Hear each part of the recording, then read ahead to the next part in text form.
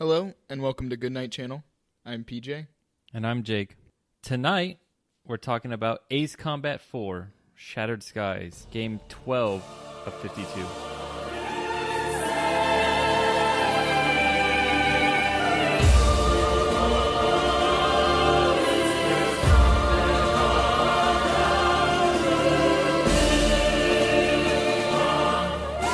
Released November 1st, 2001. It's a Namco game and is a semi-realistic flight simulator. It's 15 years old. Oh, It's as old as I am. scary. Came out when I was born. Same day. Same day. Do you know anything about the background of this game and its story? What do you mean? Do you know what the story is before you start the game? No, fuck no. Oh, well, this will be a treat. Okay. I'm interested. Ace Combat 4 is set in the world of Strangereal. Stupid. Yeah, between the years 2004 and 2005.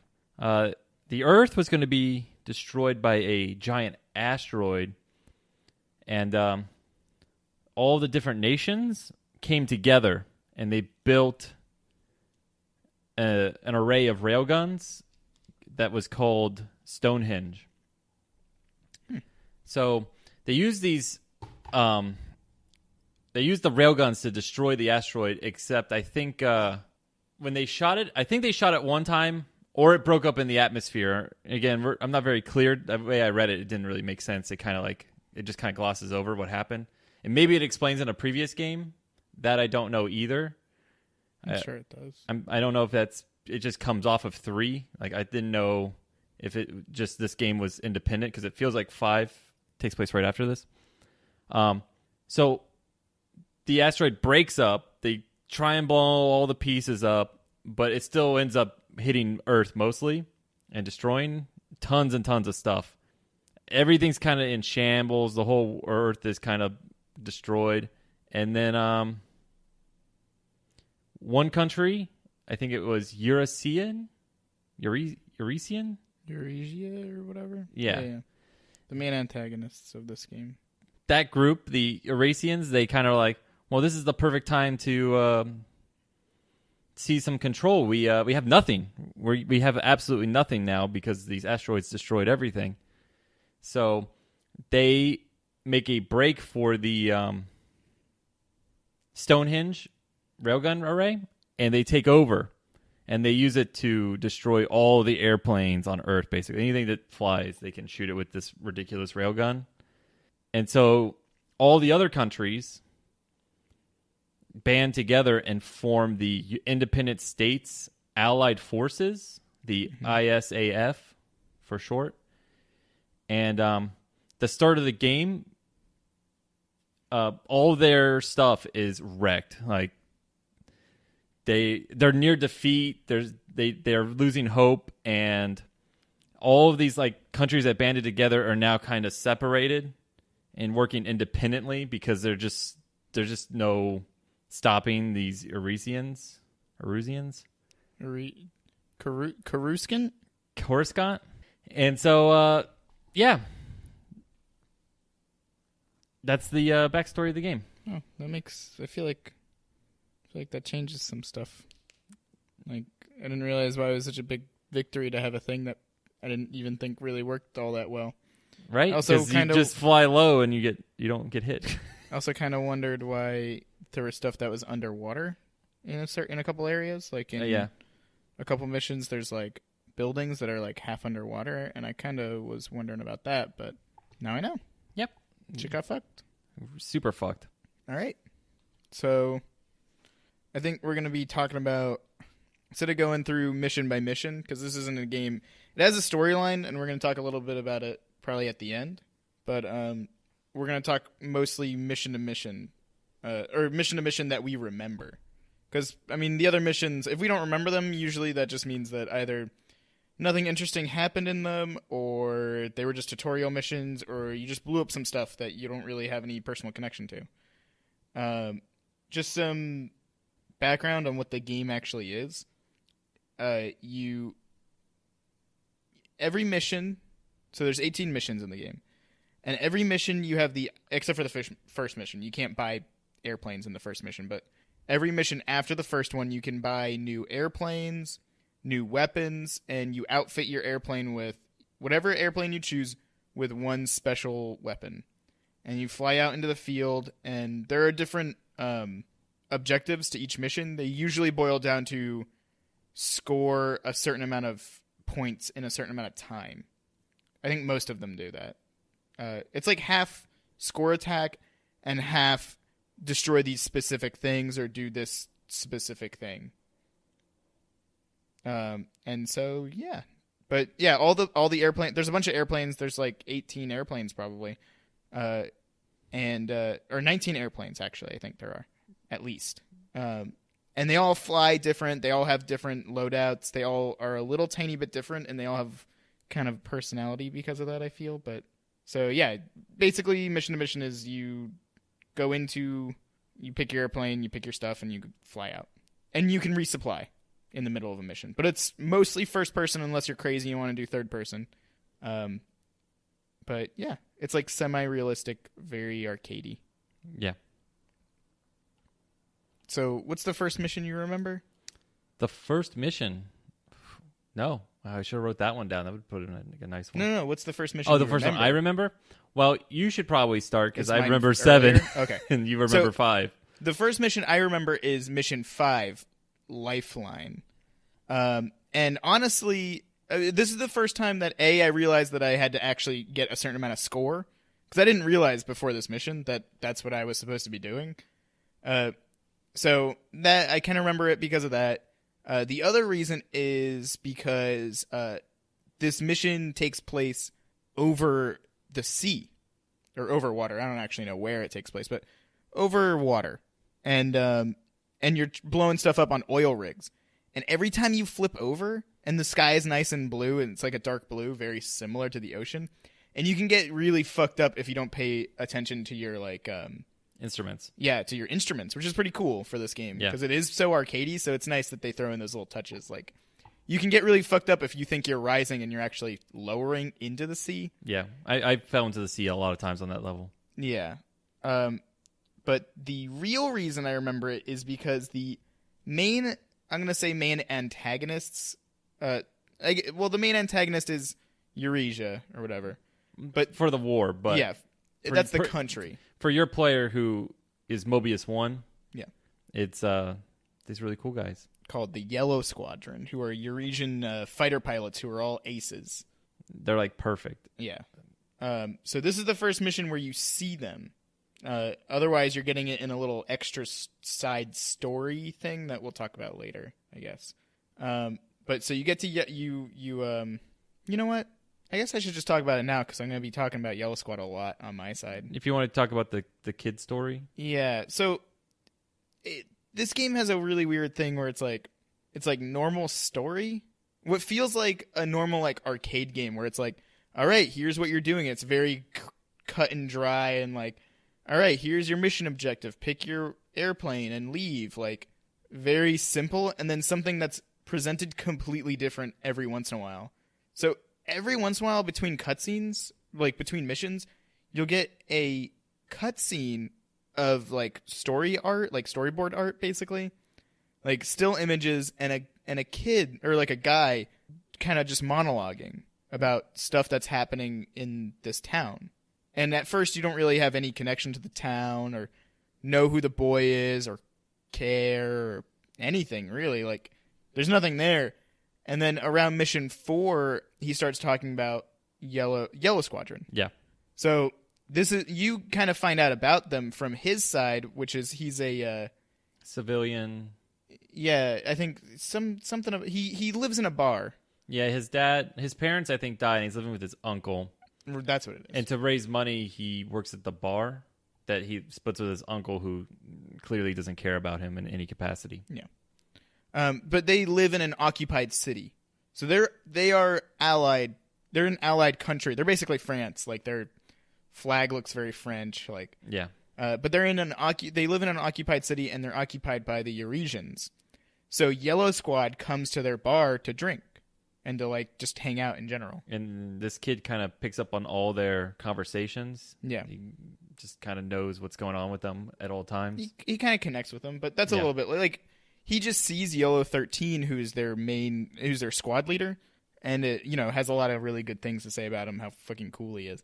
And then you meet Yellow Squad and you can't fight them. They just chase you out. Yeah. Like you're never going to hit them, A, and B, the mission objective is to just leave. Like you're whoever's controlling the mission is just like, just fucking get out of there. Yeah, they're too strong. You're dead. So yeah, then you leave and the mission's over. But that's the first mission I really remember. Mm-hmm.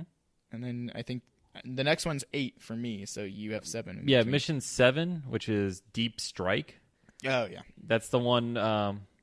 You have to go in. I think you have to destroy a radar system. So you go all the way across the map. You blow this up. Boring. Who cares? But then the mission gets really cool because it goes, hey, the Arisians are firing off Stonehenge.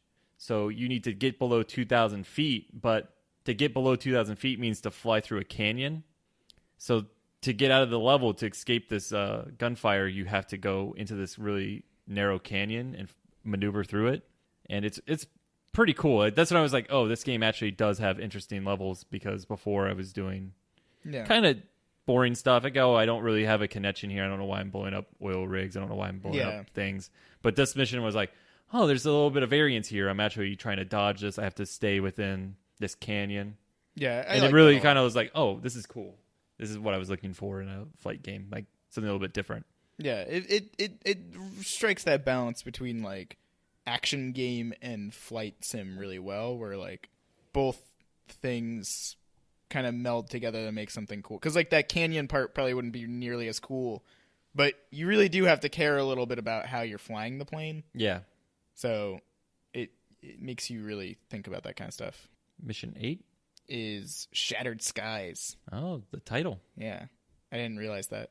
Basically, there are no ground targets in this one, which is the only reason I really remember it. There are no ground targets, and you just fly around and you just dogfight, which dogfighting is really fun in this game.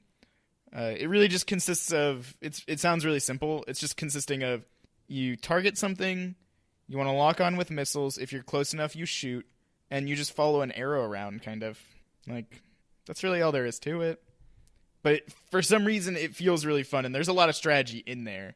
And, how close to the ground you are, if you're really high up, stalling so that you can flip around really fast. Like, there's a bunch of cool things you can do. But Yellow Squad is also mixed into the group here, and if you target them, you're just fucked because you can't hit them. Yeah, you can. It's just really hard. Yeah, I looked it up. What happens is if you do hit them, they all leave. They just bug out. So if you land a hit on any of Yellow Squad, they just all immediately leave the area. But they're like fucking impossible to hit. So you just have to ignore Yellow Squad while trying to blow up a bunch of other planes. Yeah, you get a lot of auto targets, and you have to make sure you're not auto target on a Yellow Squad. Yeah.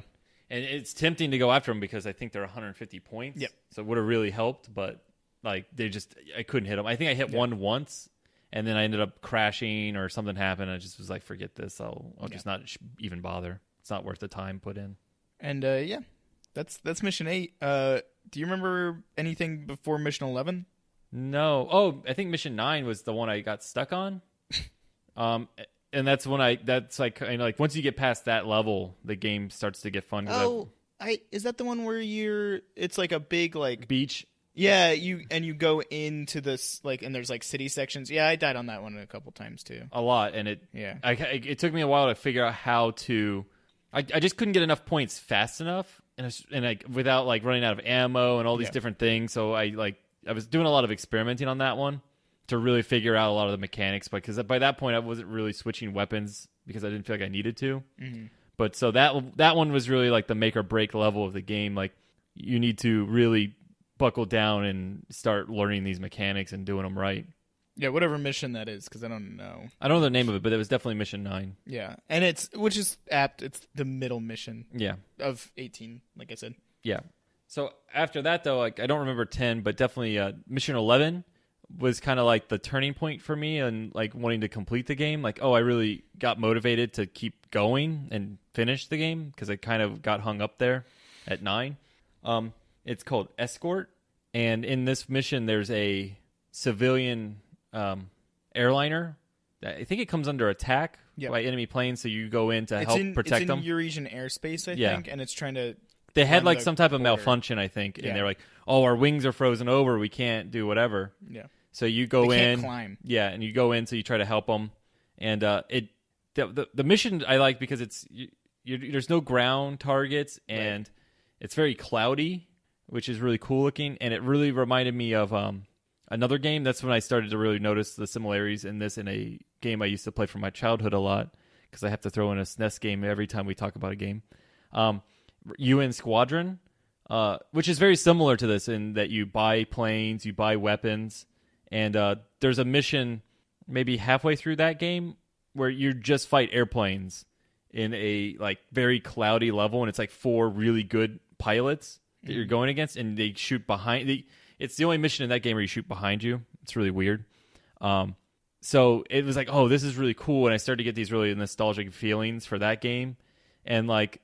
At this point, you really start to notice the music, too. It starts to take on a much more epic tone. I think the music's really... It might have been good before, but like, it started to come together, this mission, like, oh, man, this is actually a really cool game. Like, there's really a lot of stuff going on that I didn't realize was, like, happening. I was like, oh, this is like a love letter to the games I used to grow up with. Like, there's a lot of little parts in Ace Combat. Everything is very understated in the game, I think. Yeah. Everything is kind of like subtle, but I feel like it really comes together and is a thing that's really cool. I don't know why. But it's all these little tiny things. Like, yeah, the music's really good, but it's only in your face how good it is on one single mission.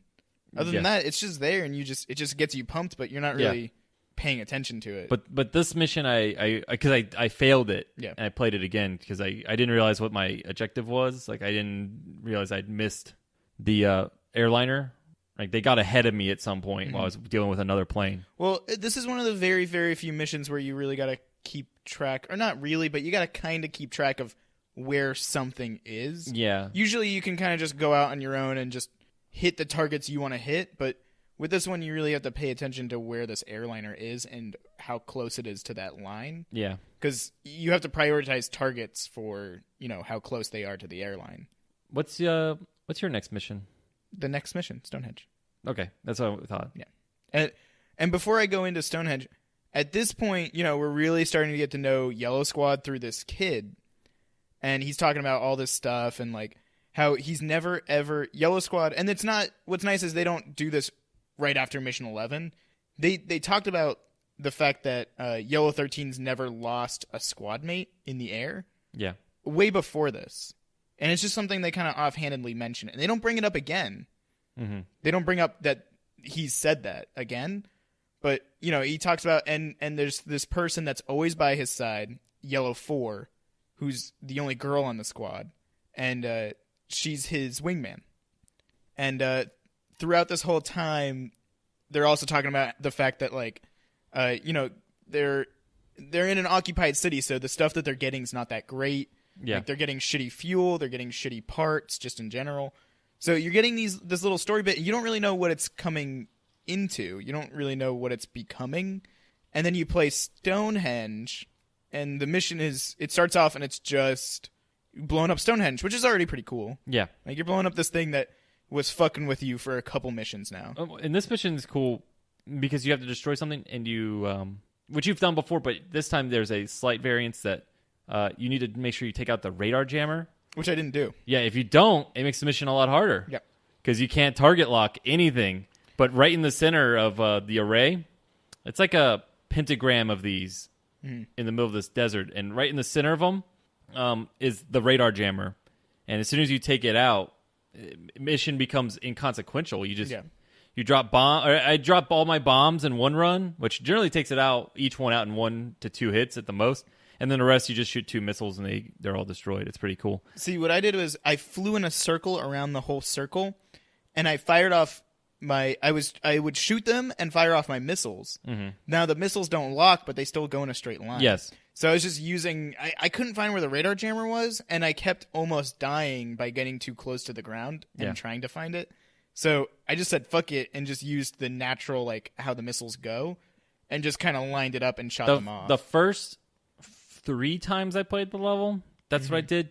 I kept running into an issue where I was getting targeted locked by all the missiles with the SAMs. Yes. And it's not easy to do. Yeah, so like I tried a lot of strategies with this level where like I went in, I tried to go around and just destroy all the SAMs, but I couldn't target lock them. Right. So I just was like, well, forget that. I'll just take out the guns. But then that wasn't really working because I would run out of ammo or I'd get blown up. Mostly just getting blown up by the SAMs because it's just a small space you're trying to fly in.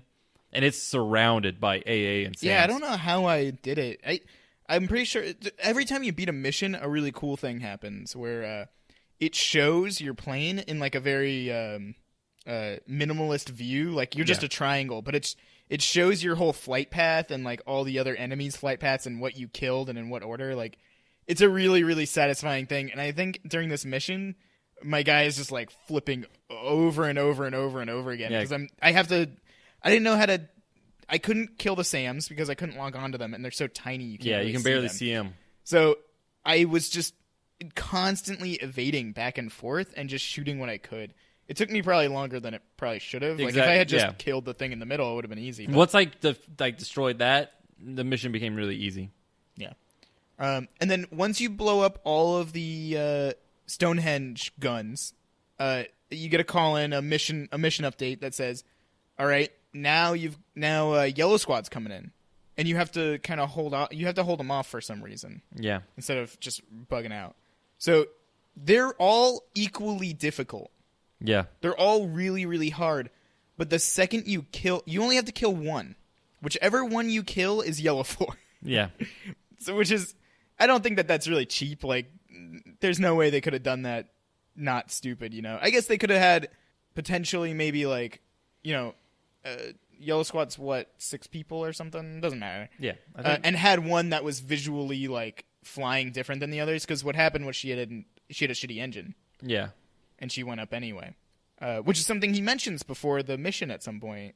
The little kid. Yeah. It's just nice that this kind of all ties together. You start to really see that it's linking together because I feel like it's kind of detached until just before this or right about here. You're like, oh, okay, this is actually happening right now.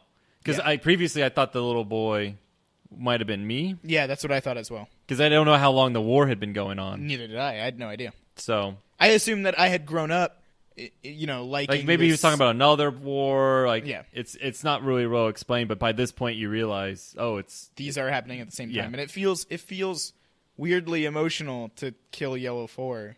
Yeah, who you kind of know a little tiny bit. Not your player character, but you know, whatever. But you do. Yeah. So it puts the weight on you, on your shoulders. And then of course after the mission they talk about what Yellow 13 does and the fact that he's really torn up about it. But he doesn't show it, and he kind of treats everyone the same, but he still has her little handkerchief. Like, it's a nice little moment. And again, you know, when you first started playing, and I don't know if you still feel that same way, you talked about the fact that he was the narrator for these sections was so emotionless. Yeah. But I kind of like that he's emotionless. Like, at the end, spoiler alerts, I guess, at the end, you find out he had written a letter, and that's what he's reading, basically. Yeah. So it makes sense that he is acting that way. Yeah. But at the same time, I like that it feels that way. It feels cut and dry. Like, it feels understated. Like, a lot of things in this game, again, really kind of weirdly, like, for a game about, you know, like, going through the air at 1,000 miles an hour and blowing shit up, it's pretty understated. Like, he's not having this emotional breakdown. He's just explaining what Yellow 13 does. Yeah. And somehow, to me, that it affected me a lot more than... It's like, once you start to realize, like, I mean, Yellow 13 never did anything against him. Yeah, and he's always been like... Yeah, they never did anything wrong. They just happened to occupy their town. Like, yeah, bad stuff happens, but bad stuff happens regardless. Like, no, and that during that same cutscene where they're talking about what he does with Yellow 4 and how he's just like, well, she never should have gone up. Her plane. Yeah. But he's clearly just kind of, you know, it's who he is. He talks about the fact that the guy who blew up Stonehenge is someone who you people should respect. And he doesn't like that they set up AA things over top of hospitals. Yeah, yeah. He might have a little bit of Stockholm Syndrome, maybe. Yeah, that's true, too. Like, you don't really know. It seems like he's probably just a pretty all around good guy. Well, it reminds me of one of my favorite animes. Oh my god! I know that's going to be a rare topic Madoka here. Magica. Mobile Suit Gundam, which feels similar in the occupation sense and stuff like that, where you kind of get to see both sides. Like there's good and bad on both sides. There's heroes on both sides. A shit lord. Yeah, I kind of wish there was some people on ISAF who were assholes. And I'm sure there are. Maybe in another game they get to go into that. But because like the Eurasian officers, sometimes they say things like, "I don't care if they are our people." Yeah, like I would like to see like a mission where you have to defeat something that's not kosher, if you will. Yeah, like that would be ISAF makes you go do. Yeah. Oh, you have to go destroy a ship that they occupy, but it has all these civilians on it. Like I would like to see more of that gray area stuff. Yeah. I think that'd be really interesting. Yeah, because again, it unfortunately it kind of turns out that like, oh, even when you save that city, you're blowing up a bunch of shit to get into the city, and then the Eurasians are just like, well, we'll just bomb the whole fucking thing then. Yeah. So then after you attack the city, you then defend the city. Yeah. And it's like, oh god, we're just the best good guys ever. Yeah, it reminds me a lot of Gundam. Like the way we're the best because of these, but like I really wish they had the counterpoint. Yeah, just a little. Because like in Gundam, Zeon's really bad. They dropped an entire satellite array onto Earth and destroyed the Earth basically. And like, where's the good guys bad? Like there has to be some. Like, but maybe it'll be explored in another game. I don't know. It'll be interesting to find out one day. But yeah, so that mission's really, really memorable for me. Yeah. For that moment, and then the next mission is really memorable for me as well. Well, the 12 is the Stonehenge offensive. That's the turning point of the war, really. Like, oh crap, these dudes are actually going to be able to pull it off and actually save the day. These, like, because everybody is like broken apart. Like I said earlier, like no one's really together. So it's like, holy shit, there's this one group of ace pilots that are just kicking ass. And it's like the Erusians are goddamn scared. And what's nice is not only is it tells that from 2 points of view. One, from a story point of view. And second, from a player point. Like, you get to see it as a player a little bit more personally when you fight planes anytime after this, basically. Yeah. Every single time you fight anything after this, they're like, oh, I noticed an AA gun hit me one time. And they were like, I think I just got a shot off on the ace. And I was like, oh, what a nice little touch. Like, yeah, you're kind of, first of all, you're scolding me for at this point even getting hit by anything, and also it makes me feel like, oh shit, like these people are afraid of me. Like, I am Yellow 13 at this point. Like the way that they all talk about the ribbons on all the Yellow Squad airplanes, like the way they talk about that is how they're now talking about me because they didn't give a shit before. Yep, it's cool. Mm-hmm. What was the next mission you had? The next mission is the balloon mission, which is 13. Oh, safe return. Yeah. Okay. Yeah. You shot balloons. Well, yes, which is cool, I guess, because it's a little bit different, and it's really, really shadowy. It looks like it's very... Yeah, it's very dark, and you can barely see them. Yeah, it's very foggy. They show up on your radar, kind of, but your radar blinks constantly, so it's really hard to track them, but thankfully you only have to destroy like 13 of them. Yeah, it's a very and there's small amount. Hundreds, so it's hard to like fail. It's hard to fuck up. The only reason I actually remember this mission is because... you're I think this is the very first mission you're alone.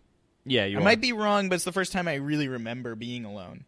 And I noticed that I didn't have any of my squad mates with me. And then after you blow up the balloons, a squadron comes in. Yeah, they because I think there's a spy plane on this one that you're trying to protect or something. Yeah, they're trying to. Well, I think something happens very similar to the escort mission where like something fucks up and they have to because of the fog. They need radar, but there's all these radar jamming balloons. Yeah. Once you blow them all up, they go, oh, well, something's clearly wrong, and they send in a squad of airplanes. Yeah. To blow it up. But, like, I don't know, the weather conditions, like, all that stuff really comes together, and you can hear the enemy over your comms, and they're like, oh, like, that's the person who shot down a yellow squad. And you really feel like a predator for a second. Like, you just tear into this group of planes. Yeah. Like, at this point in the game... A, you have access to better planes. B, you are just better at the game. And it just feels really good to just tear into this group and have them terrified of you. Because you're this fucking crazy ace pilot who's really good at ace combat. 4. Shattered Skies. Well, next is Mission 14 for me. Mm-hmm. I didn't write down the name of it. I forgot. I don't know why. I just wrote shoot cruise missiles. Oh, yeah. I only remembered it when you had mentioned it. Yeah, and I like that So one because it's a little bit different. You're not shooting aircraft. Yeah. For the majority of this mission, there's missiles being launched at a city, so you fly in to destroy them ahead of time. And the first set's real simple. You blow them up, you're good. Second set, you start fighting them, and all of a sudden they split off. Yeah. So you have a little bit of a panic attack. You're like, holy crap. Like, I almost didn't make it the first time. Now I got 2 groups. So you blow all those up, and then you run over and blow up another set. And it's like, all right, cool, we're good. And then, like, all of a sudden, comms come in. They're like, hey, there's a single something coming. They're not even sure what it is. Yeah, I thought it was going to be a plane. Yeah, and you're like, okay, that's really weird. And so you get over there, and they're like, a single missile? Oh, whatever. And you start attacking it, and it goes crazy. It just flies all over. Yeah, it doesn't give a shit. It's so hard to pin down, and there are other planes. I think there's 2 planes that start to chase you at this point, if I remember right. Yeah. And they lock onto you constantly, and they might be Yellow Squad. I don't know. I didn't fight them. I didn't. I was really occupied with this fucking missile that I was stressing out about. Yeah. And you have to be really careful with this missile. If you actually do land a hit on it and destroy it, it can blow up and kill you. Yeah. If you're too close. Oh, if you blow up in the game, you blow up in real life. You blow up. If you blow up in the game, you're like you have to start the whole mission again over. Yeah. Like again, that's kind of where it feels less arcadey, more simmy. Is that hey, you do really have to worry about these things. Like, yeah. It's not like you get to a halfway point in a level and you just pick up. It's if you're in an 18 you die. Yeah, if you're in a 20-minute level and you fuck up at the last minute, there's no checkpoint. You got to redo that level. Yeah, it's painful. You really got to like pay attention to a lot of stuff, which is cool. Yeah. But this fucking missile. And the missile's hard. Yeah. I don't know if I had anything else to say about it, but yeah, I think I got it when there were like 30 seconds until it hits, and I was Yeah. like, I'm fucked. Like, there's no way. But it's fun. That was one of the more memorable ones for me, at least. Like, I don't know. Yeah. Mission 17? Yeah, that's the next one I have. I don't have anything for it. Oh, Mission 17 is the Siege of Farbanti. Oh, yeah. Whatever. Farbanti. So, yeah, that is where the little kid is. Yeah. So now we've come kind of full circle, and you go out.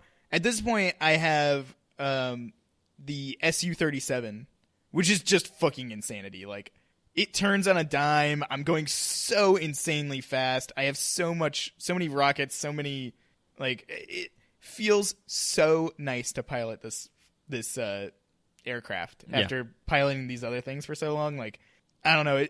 It's a really, really nice feeling. And this is the first mission I get to use it in because I got it after 16. Mm-hmm.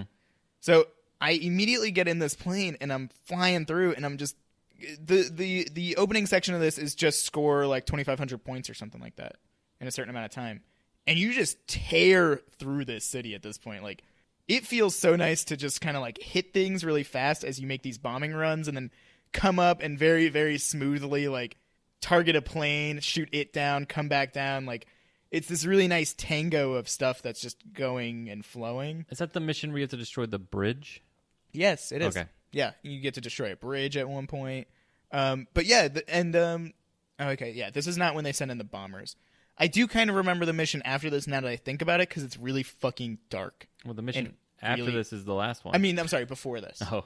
Because it's the one where you're going into the city. You're not in the city proper yet. And when you're going into the city, I think this is 16. I'm sorry, I'm only going to briefly talk about it. It's just fucking pitch black. It's 5 a.m. Yeah.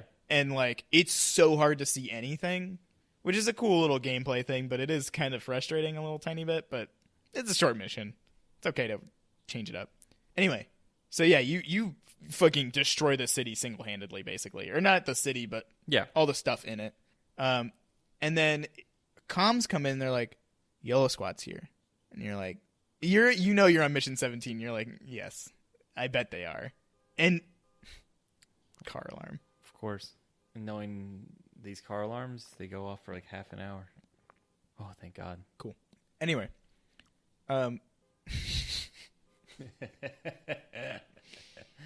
Why? You turned it off. Anyway. So, it's mission 17. You see Yellow Squad roll up. You realize you're all alone, which I thought I was going to have my squad with me and it was going to be squad v squad. It is you versus all of Yellow Squad. This is which mission? 17. Okay. This is the end of 17. And it is, you have to kill all of them. And at first it is really hard. Like, they fly like you fly. Yeah. Like, they will fuck around just like you fuck around. And it's cool because if you watch the little endgame thing, you really get to see how closely they fly to you. Yeah. And it's crazy. Like, this really feels like the equivalent of fighting Jean or the Masked Lumen in Bayonetta 1 or 2. Like, yeah. Fighting that person who has the same moveset as you and same skills. It's that satisfying experience, and the exact same thing happens here where they have your same skills. They will do... Like, a lot of the other planes, they can't handle... Like, they'll flip around a couple times, and then they'll kind of straighten out. Yeah. And then you just missile them, and they're done. But these guys always are right at your peripherals. Like, yes. You have to... Like, normally you would just wait till the others straighten out, and you launch a missile. Yep. Here, you need to get ahead of them in your sights, so it'll come down on them on time. Yeah. Like, before, you can be a little bit behind them, and you'll hit them. But really here, like... You got to think way far ahead, like knowing what they're gonna do. Yeah, it's really cool. Like, it feels really weirdly strategic, and it works really well. And what I think is really cool is they didn't find a bullshit way of, as time goes on, like as you kill more, making the rest harder. It's almost this sad kind of moment where when you blow up not the last one, but the one just before the last one, and you only have one left, and they're all alone. And you're going to hit them at this point. Like, yeah, they're fucked. And it's this kind of sad moment where you just took out the whole squad, and now you're going to kill the last one. And it feels weird, but it also feels weirdly satisfying. And yeah, that's mission 17, where you kill Yellow 13. You destroy them. Completely wreck them. Yeah. Mission 18. Yeah. Poor guy. Yeah. Yeah, they have it. Oh, I'm sorry. At some point here, they know that they're going to not be using the town anymore because it's basically going to be, they're not going to be able to launch from the town because we're going to be in the town. I think this is right after mission 16. So they move out a little bit. And the kid Yellow 13 found out that the kid and the barkeep's daughter were, Allied force sympathizers. I mean, they're occupying their city. It shouldn't really be a surprise, but weren't they planting mines or something? The girl was planting laser targets for people to be able to target everything easier. Yeah. Or something like that. I don't really know. But she was planting something on things. And I think she also blew up parts of the airfield. Yeah, and she's like same age as this boy, and he's like 12. Yeah. So it's pretty jarring, really. Yeah. Like this boy who's done nothing. Yeah. But he's also like... He only speaks up and says something against Yellow 13 at this point because Yellow 13 finds her, the little girl, and it's like, why? And he's upset, and the little boy is just like, get the fuck out of our town. Yeah. And Yellow 13's like, yeah, I guess that he's just kind of visibly upset, and then just tells him to leave. He doesn't like take him in or anything like that. Yep. And then the next day, he just treats him like normal. Yeah. And then the boy actually follows him. The boy and the girl, I think, they follow him. They march with him, which I thought was a really weird thing. And they just kind of say it. They don't make a big emotional deal out of it. They're just like, yeah. And then we followed Yellow 13. And I was like, wow. I don't know. It has that quality of one of those really, really nice war movies where you realize that things are really complicated and it's not simple. And these people really came to, even though he's the enemy, really, really respect him. Yeah. And went with him and were there when he died, basically. Like, I don't know, it was a touching little moment. Mission 18, let's blow some shit up. Yeah. Because that's all this mission is. Best mission of the game. It's not my favorite mission, but it starts and that fucking... Oh, did you stay in the hangar bay at all? No. There's a whole speech in the hangar bay. There's a whole speech. I didn't notice it because I went back to switch my aircraft, and then I heard a guy talking, and I was like, all right, let me listen to this. And he just gives a whole speech. That's like this big rousing speech that I don't know why they put it there, because you can't hear it if you just do what you do every mission and just hit X a million times. Yeah, he does this whole weird speech, and at the end he's like, yeah, okay, now let's take back our shattered skies, or something like that. Something very similar to that. Like, Of course. Let's show them who the real Ace Combat is. Like, Yeah. He said something very similar to that, but it's a cool kind of speech. It got me real hyped for this mission. No, I didn't see that. And the music's different inside too. Like, I don't know, everything's a little bit different for this last mission, which is cool. But yeah, it starts with the best track in the fucking Soundtrack. yeah, it's so good. Yeah, this is another mission that really brought up some nostalgia for me. And I guess I should just explain the mission real quick. So you come in and there's like 100 airplanes. Oh yeah, I totally forgot about that. Like so many. It's and they're ridiculous. all Yellow Squad. Apparently. Yeah, they all have the ribbons from Yellow Squad. I don't know if that's kind of implying that they just painted their airplanes like that. Yeah, it's like, I don't know. I flew by them all. Yeah. Yeah. I just said, I don't have time for this. I really got to destroy this thing.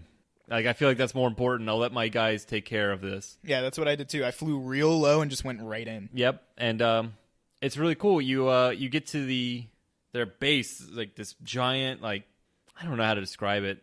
It's just this bunker, but it's huge, ridiculously big.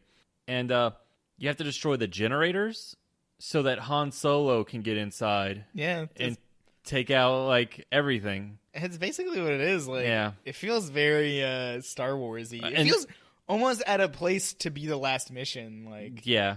Like, I mean, in my note, I wrote to fly into the superstructure. Like, Yeah. I mean, the whole thing feels like the Death Star, not the trench run, but the core run. it feels like the trench run too a little bit. I guess. Especially there's the third generator is in a trench. So Yeah. It's like, It's kind of like, again, the nostalgia came from playing Shadows of the Empire as a kid. The last mission of Shadows of the Empire, you have to fly through these tubes to blow up the final space station. Mm-hmm. And so it felt very similar to that, and dodging things, but this one's a lot easier, honestly. oh yeah. Because really it actually has a hard. control scheme. Although that I did makes sense. die 5 times. I don't think I died. You didn't. I watched you. You didn't die at all. Yeah, I got good. Yeah. For once in my life. Just for that one mission, I was good. I think it's probably because I didn't want to play it again. I was like, I can't deal with this. It's too stressful. Again, the soundtrack for this mission is fucking great. Gets you really Perfect. pumped, but at the same time, it does feel. I almost feel like Mission 17 is supposed to be the last mission. Like, I feel like a dogfight with Yo 13 is a more memorable close than blowing up this thing that you don't really. There's even a time jump. Yeah. Because it takes time for them to. Basically, you beat Eurasia or whatever, and then a splinter group from Eurasia takes over the megalith and is like, this is ours now. And so the ISAF is like, no, we have to go in there and take it out once and for all. Yeah. So it's not even the original people that you're fighting. It feels very odd. Yeah. It's like tacked on. Yeah, almost in a way. But at the same time, the presentation's really nice. Like, and it's different, which is also kind of weird to have your last mission be something completely different. Yeah. But hey, whatever. It was fun for me still. But yeah, it kind of reminds me of Star Fox. I don't know why. Star Fox 64. Just the way it's like a big blocky structure. Yeah.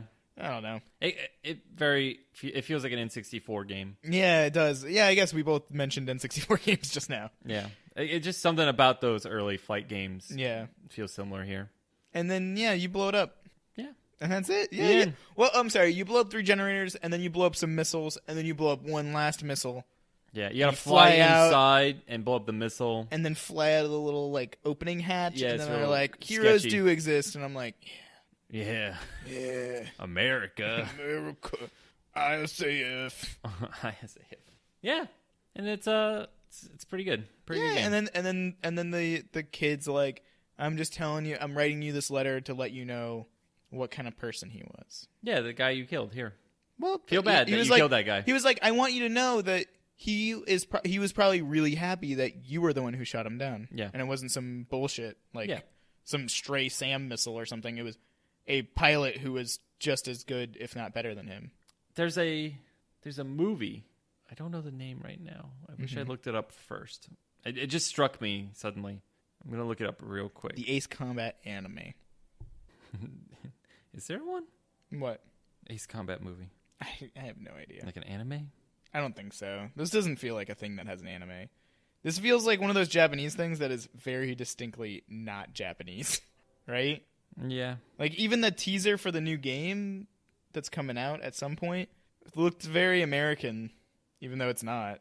Like, they have a style, and they kind of stick to it. It's that kind of, like, weird future tech, but still kind of World War II style. The Great Waldo Pepper.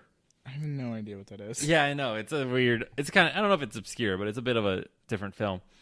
I bring it up because in that movie, the guy is it's in a weird time. It's right after World War II, so the people, like, pilots are just... They don't have anything to do, and, like, this guy, that's all he liked to do was fly. So he goes around doing stunts for people, and he takes people up on his plane. Like, he would fly to different farms and take people up, and they'd pay him to fly around, and it was really cool. And he ends up joining a circus, like a flying circus at some point, and that's kind of interesting. But then, like, the movie industry takes off, and they need stunt pilots, so he joins up, and it just so happens, like, this movie he's working on has the German ace from World War II also on set, who he had fought, and the guy had killed the rest of his squad, and so he's got this, like, little bit of resentment that he didn't die with his friends, I think. And so they're filming the movie, and all of a sudden they just kind of flip and they become enemies again, and they're just flying around fighting one another. And it's just cool. kind of a really interesting thing. And it's definitely a really cool movie to check out. Like, a lot of interesting actors in it that you'd probably recognize now. Like, they just got big now in the last, like, 10 years. Like, oh, hey, these people are all kind of famous. That's cool. Who? I don't remember. I didn't look it up. The Great Waldo Pepper. Check it out. It's a cool movie. It was on Netflix. Here's a shill for Netflix. Check it out. Sponsored by Netflix.co.uk. Yep. There we go. There we go. There's our sponsorship money. All Finally. penny of it. We got all that one penny that we don't earn anymore. Oh, yeah. Good point. Questions? Yeah. Okay. What did you think of the pressure-sensitive stuff? Made my hands hurt. My hands hurt. I would pound down on that R trigger to go faster all the time. Oh, yeah. Just I pressed it way harder than it needed to, just because I felt like I needed to. Yeah. Like, I don't know. It was weird. And a lot of stuff, like, I didn't know were pressure sensitive, and then finding out, I was like, oh, that changes a couple things here and there. Yeah. Like the brakes and the map. The map I didn't realize. Yeah, the map was really confusing. I was like, why is it changing every time I press it? Yeah. And I realized, oh. That might be one of the only ones I hate, because I constantly, like, push it in a lot. Yeah, I push it in a little bit too far every time. Yeah. I thought it was a nice way to, it's on a PS2. Yeah. And it is a little bit more complicated than just your normal, like, for an arcade shooter sim shoot, it seems pretty strange to have these extra controls there. Well, I thought it was like, they need all the buttons and they use them really well. Yeah. They're like, okay, well, we need all these buttons because we want you to be able to do everything, because the game takes a little bit more skill, I think, than like an arcade shooter, like Rogue Squadron, where you really don't need that much stuff going on. You're mostly just shooting, and you don't have to worry about, like, maneuvering. And, exactly. Yeah. And the enemy's AIs aren't very good in those other games. You're just this shooting. one, like, I mean, you're fighting essentially yourself. Yeah. On a few missions. So, it's nice of them that they really looked at their control scheme and went, all right, well, let's make this work for the majority of people, because you can plug in a flight stick. Yeah. I found out. Because they make them. Yeah, I know. I used to have one. Well, I mean, they make them for this game, like for the PS2, which I didn't realize. Yeah. I don't remember why I had one, but we had one. Which is probably really fun to play with, but regardless, you can do it perfectly fine on a PS2 controller. Yeah. As long as it's a PS2 controller with pressure-sensitive buttons, because the wireless one I have does not. Which is why I couldn't play Silent Hill 2 for the longest time. Oh, I didn't know. I was like, why can't I hit anything on the ground? I'm so confused. And it's because you have to press harder to hit things on the ground in that game. It's a really... But yeah, that was pretty cool of them to kind of get that in there a little bit. I just wanted to see if you thought they like worked at all. Yeah, I think they worked really well. I mean, my own failures were due to my incompetence, not because of the controls of the game. Which is a nice feeling, honestly. Like, yeah, except for no, that's not true. There was one mission in particular that was not my fault. I would fly low, like 1,500 feet, and just blow up for no reason, with no gunfire, nothing going on, and it happened over and over again. And I went, why? I'm sure there's something going on. I couldn't figure it out, and it would only happen certain times. I would start a mission over. It was the mission with the Stonehenge offensive. Huh. It was very weird. Yeah, I don't know. I have no idea. It just seemed weird. I'd be flying and then boom, gone. Nowhere near any guns because I had the long range missiles. As soon as I got contact with something, just before I would launch, I just blow up. It was very weird. That is very odd. Yeah, I have no idea. But every time that I died in that game, it felt like my fault. Yeah. I assume the vast majority of the time you felt like no, like whenever just that one in particular mission I had some issues, but it didn't. I'm not going to fault it for that. I mean, it might. Who knows? Because like I have no idea what that could be, but like it could just be like it not properly telling you what's going on. There could have been something not showing up, which just happened before in other games.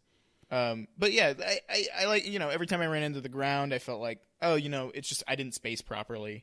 I wasn't paying attention to my altitude. Like there was a mission where the Stonehenge is firing, and you have to be in control of going down low.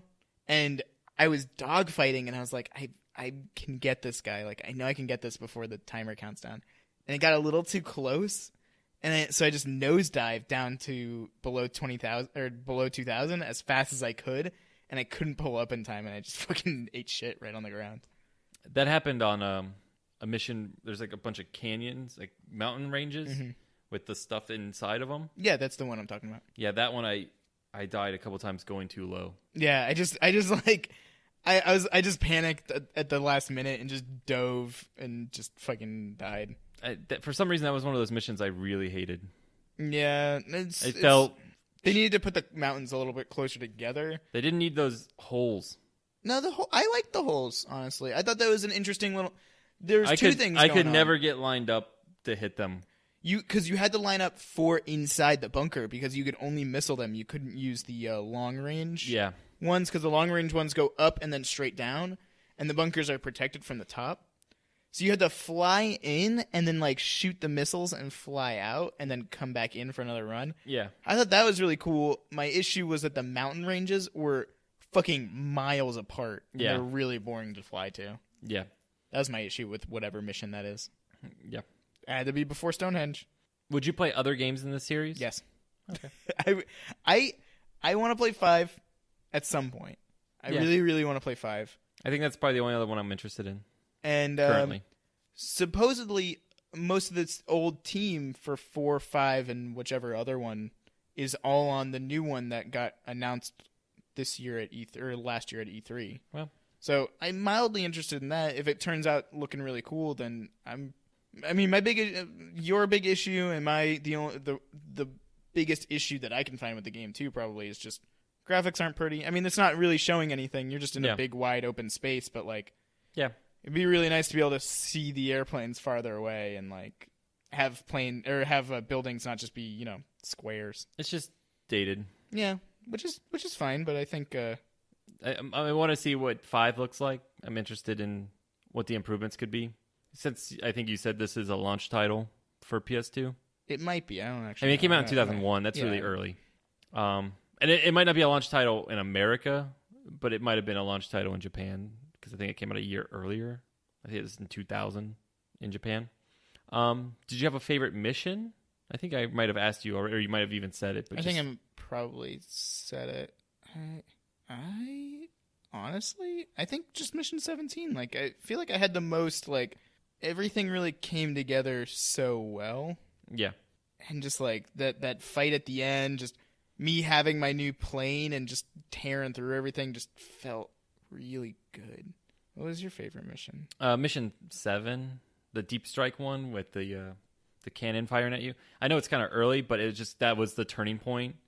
And I don't think I would have, if I had played this game without the challenge, if I had probably not gotten there, I might have given up. But that was so cool. I wanted to see more. Yeah. And really, like, it just was like, it was a kind of fun mission compared to the others. Like, having to maneuver away rather than just fly away in a straight line. I thought that was really cool. Like, it just seemed like a good combination of elements for a mission. Go in, destroy something, fight some airplanes along the way, then escape through a canyon while also fighting planes to get away. In those canyons, you're fighting planes like in tight corridors. Like, I thought that was really cool too. Like, normally you're helicopters just, too. you're doing stuff. Yeah, it was fun. It was a good mission. Yeah. Do you have a favorite plane? Yeah, I think it's the F-16C Hornet, if I remember right. Gee, I don't know which one that is. Someone somewhere is gonna go, "Oh, you fucking pleb." I mean, that's an early plane because I never upgraded after I got it. I just didn't see the need because I was doing fine without it. I figured anytime it got too hard, I could upgrade. Yeah. But I also felt like I never had enough money to upgrade, but maybe I just wasn't paying attention. Yeah, I feel like there's no way you don't have enough money in that game. Like, because like I bought, it just dumps money on you. I bought 2 add-ons, and I like each time I bought one of the add-ons, I was zeroed out, and I was like, "Oh crap!" If you sell an airplane, it sells for the exact same amount you bought it. Oh, I wish I'd sold them because I didn't need any of them except for the one I was using. So that might have helped, but whatever. Yeah, I mean, I beat the game, so it wasn't like super challenging. Yeah. It's not on normal difficulty. This game is not impossible by any stretch. Yeah, it's a 4-hour long game for both of us. Like, yeah, it's simple. I had one plane that was my attack plane. Whenever it was like, you're gonna do 1 million ground targets, I was like, all right, A-10A, and I used that through the whole game with its long range missiles that lock, and you can lock with like 4 of them. But my favorite plane is that Su-37. It's just a delight to fucking pilot something that's so clearly overpowered. There's just something about all the planes having these little like Su-37. I noticed as opposed to because I was flying the A-10A a lot even before that, just because there were so many missions that I had to blow up a lot of tanks, and I got used to dogfighting with it, even though it was a little bit slower and it stalled out pretty often. But it's really like if you fly straight, you're just flying straight. Su-37 flies in insane speed, but like it shakes a little tiny bit. Like it doesn't have the stability. Yeah, I just really like that all the planes have even the really good ones. They all have these little quirks to them, and they all fly a little different. They all have a little bit of a different loadout. It's cool. Yeah, it's cool. They all have a little bit of personality. There's no perfect plane. Yeah. Well, the X whatever I think is probably the perfect plane. There's a plane that you can only unlock after you beat the game. I'm sure that one is broken to shit. Yeah. I mean, you beat the game to get it. Yeah. I mean, it seems nice to reward you. Like, going back through the game with a stronger plane would be probably pretty fun. Do you have any other questions? I don't. Do you? We kind of answered a lot of them through our discussion. Yeah. Oh, about Ace Combat 5 real quick. I looked up a little tiny bit about it because, again, I was kind of excited. Oh, I didn't ask you. Would you play another Ace Combat game? After beating it, probably. After I sat on it, I was like, I feel like it'd have to really bring something to the table in gameplay, because it's like, yeah, I played this. There's not really much else I could see it doing that would go, oh yeah, it can warrant playing another. Mm-hmm. But I mean, going through the story like this with you, kind of was like, oh yeah, I guess there is a kind of cool story. Like, looking back on it, it is kind of fun. But like, again, like, it's not a game that I would probably like. It's another game that I would take slow. Like, I'd play a couple missions here and there. Yeah. Oh yeah, get my fix and then do something else. Like, that's a game that I'd take a year on. Play a mission a month. Something like that. Like, it's not a game that I'd be like, oh, I gotta beat this. Like, I wouldn't get hyped up about it. See, I don't know. I don't know if once I got into the story, if I could stop really for like multiple weeks. Like, once I got into it, wanted to. It would have to hook me. Like, it took until towards the end of this game, like the last 4 or 5 missions, before I was like, oh yeah, I want to beat these. Like, a lot of those early. I mean, it took me forever to beat this game. You can look at our post on the podcast thing. I kept postponing it, so it just took a while to get motivated, especially before mission 9. Like, I'd play 2 missions and go, all right, well, I'm gonna go do something else because it's like whatever. But like, yeah, I'm hoping like maybe another game in the series is more engaging. Mm-hmm. Also, maybe visually better. Well, I'm thinking, I might probably play Ace Combat 5 on my own at some point. Sure. Depending on how good the new one is, hopefully it's really great. Yeah. And maybe we'll do that one at some point. Yeah. On our thing, if it ever comes out, which it won't. I'm sure it will. That'll be It for just year might be 2. Shit, yeah. But I would like to try another one if it's not similar, I guess. Like I feel like I got a lot out of this, and I don't know how much they could change a series like this, without just being the same thing. Like I don't know. I'm interested, but I don't feel the desire currently to play another. Like I can't see myself going, oh yeah, I beat this. Let's play 5. Let's play 6. Like, yeah, it's not Bayonetta 2 where it's like I really want to just keep going. Well, cool. Bayonetta works because I got good. Yes. And I wanted to, and here it's like, yeah, I was good, but I mean, there's nothing special about getting good here. Whereas Bayonetta, I learned the combos and I was doing stuff, so the immediate payoff was much more evident. Yes. Versus now I'm gonna get a shit plane and really just have to start over. But within the first level of Bayonetta, I had all the moves again. Yeah. Well, I think it's a lot less to do with the planes and a lot more to do with now you understand. I didn't understand how the game worked at all, but at the end there, I really understood leading my target, making sure that just all the little tiny things that are really hard to explain that go into every little dogfight. And sometimes it's as simple as just following the arrow, and sometimes you really can't. I don't know. There's something very rewarding about that for me, but I see what you mean. It's not Bayonetta where you immediately see, I'm doing these really cool things. Yeah. It's a little bit more. Again, I've said this a couple times now, but for a game about blowing shit up, it's really subtle. Yeah. With all its stuff. I just don't know if I want to slog through. Yeah, definitely not right the similar now. missions of blowing ground targets up. I didn't really care for ground targets. Yeah, neither did I. I really like dogfights. Yes. That's what I'm interested in. So every mission where I'm blowing up tanks in a line for 10 minutes to get points was just I didn't like that either. And there was a lot of those. Half of the game is doing that, it seems. To be fair, there is something pretty satisfying about when you fly down with missiles and you launch the missile, hit triangle to switch target, hit missile again, and you're gonna hit all of them. You don't even look. Yeah, that's that was cool, fun. But I really enjoyed just dropping bombs. Yeah, I felt like that was the more satisfying. Lining up, getting that circle right over your object, dropping it, and then oh, you missed or you didn't. I kind of that because that felt more real than having all these AI controlled missiles hit every time. And again, some missed, but it was just something really satisfying. Dropping a bomb on that bridge at the beginning of one of the missions or middle. I was like, oh, that's really cool. And it blew the shit out of it. Everything's gone. All, 4 tanks on it are all blown up now. There's moments like that I really liked, but again, there's that one mission in the desert where you're just blowing up tanks for 3,500 points, and it's taking everything's 50 points or 40 points. Yeah, ground targets really should have been the extra minority. Yeah, and I think that you could have all those tanks maybe at 100 or 50 points, but planes need to be 200 way points. More. Yeah, they were 60 to 160, and they take so much more time. I can blow up. I was blowing up 5 planes or 5 tanks. Yeah, in a run. In half the time it took to dogfight something. 1 plane. Yeah, and that was a big really problem. Needed to be more give me more time.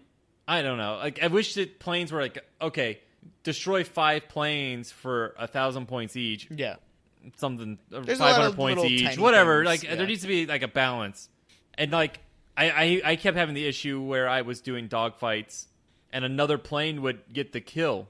And I wouldn't get the points. I didn't notice that until the last couple missions where they were really doing it to me. And I was like, oh, you fucking people. And it's I just spent all this time, getting them worn down, and now I lose that kill. And it's why do they get the points? I already had, at least give me the assist points, half the points because I helped. I think what they really should have done is, so you have tanks, they're 50 points. Planes, they're 60 points.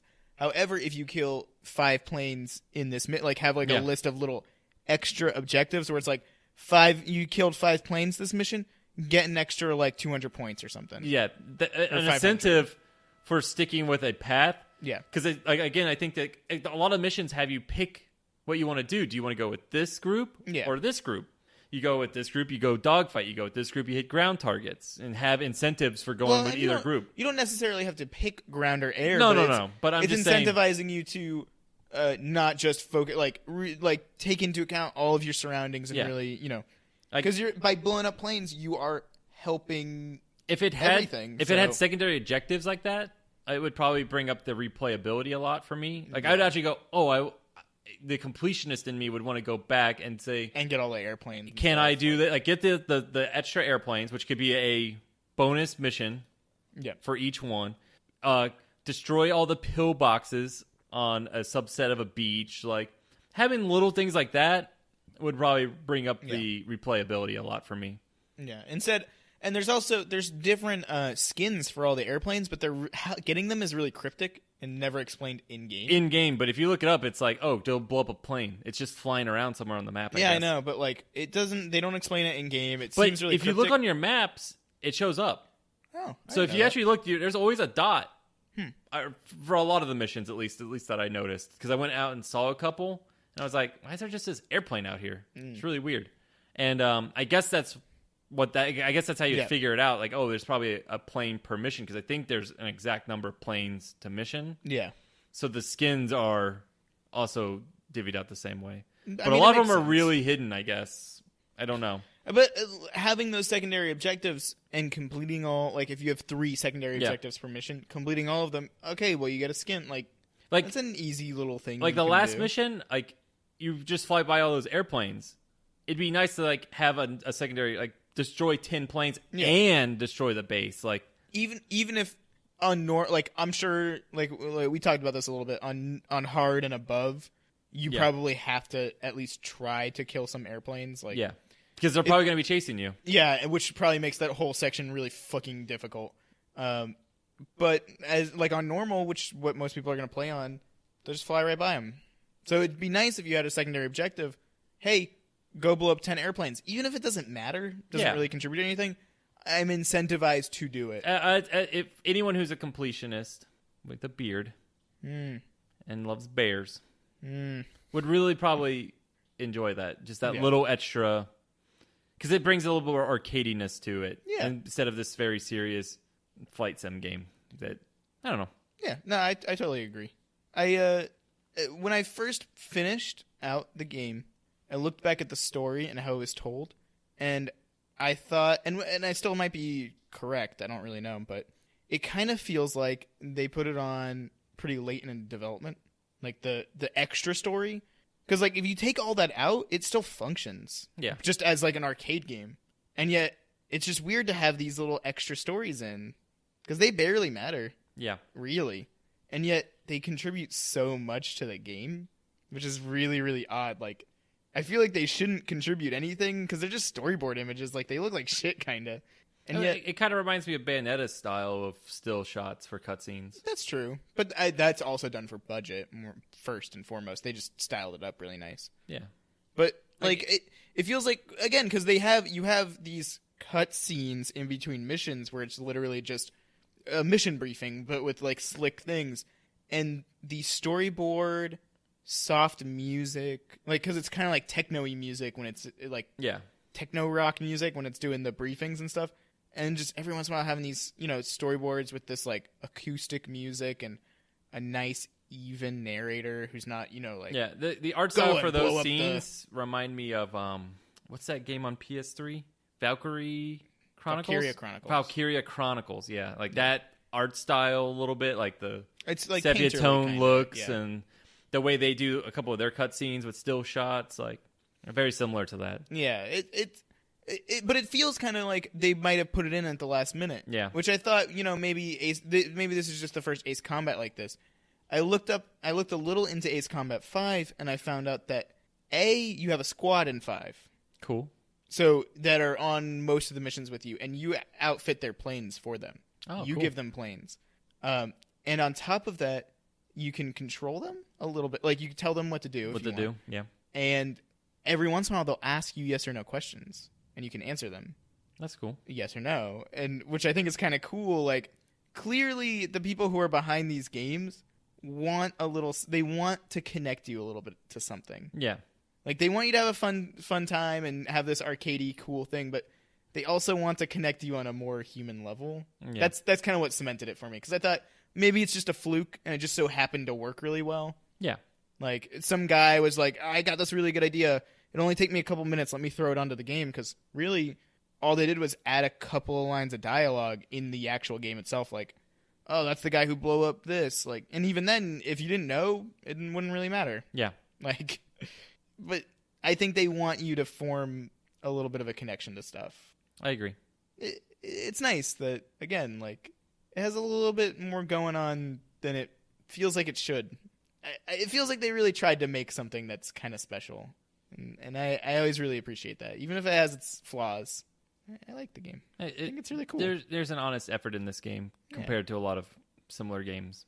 It doesn't overstay its welcome either. It goes, this is probably what we can do with this setup. I would be happy with half the missions if they were all longer. Again, though, if they're a longer mission and you fuck up, like, I think they took a lot of that into consideration. Like, we have to have distinct missions. Yeah. They all have to be interesting, or not interesting, but they all have to at least bring something to the table.